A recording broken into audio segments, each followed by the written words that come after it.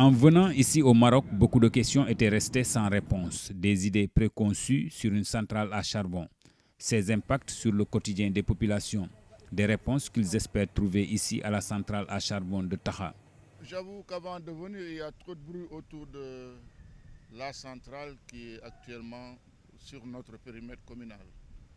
On nous a parlé des méfaits, on nous a parlé de beaucoup de choses. On avait très peur. Même que les femmes désormais ne pouvaient plus tomber en état de grossesse au niveau de Bargny ou de Sendou ou de Minam. Et on nous avait fait comprendre que là où il y a une centrale à charbon, il n'y a pas de vie. Il n'y a ni de vie humaine, ni de vie végétale, ni de vie animale, ni de vie de flore. Ces réponses se trouvent dans les différents exposés des responsables de la centrale. Une centrale de charbon de Djof qui a démarré ses activités avec 2 unités en 1994 pour aller à 6 en 2014. Considérée comme la plus grande, ici 450 personnes y travaillent chaque jour pour une capacité de production de 2000 MW, comparé aux 125 MW qui vont être produits à la centrale à charbon de Bargny. Nous avons fait le tour de la centrale à pied. Nous avons constaté de visu les réalités, comment ils travaillent. Nous avons aussi posé des questions sur l'aspect environnemental.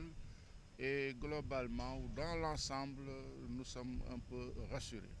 L'image du développement, c'est la consommation électrique.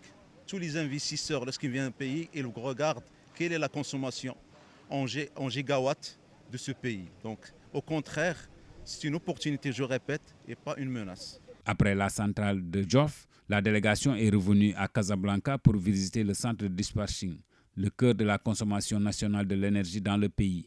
Ici, toute l'électricité produite dans ses différentes formes y est stockée. La consommation nationale atteint les 6000 MW. Actuellement, on est, comme vous voyez sur la course, 4800 MW. C'est le début de la pointe du soir. Vers 21h, on va atteindre les 5700. Une visite fructueuse, pleine d'enseignements, puisqu'elle a permis aux visiteurs de trouver des réponses à leurs nombreuses interrogations. Nous avons vu de la végétation, comme vous avez constaté. Nous avons vu des animaux également autour de la centrale à charbon.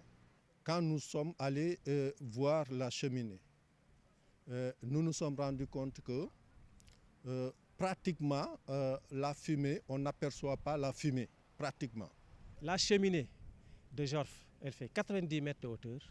La cheminée de Sendou fait 150 mètres de hauteur. Ça veut dire que les fumées iront plus loin.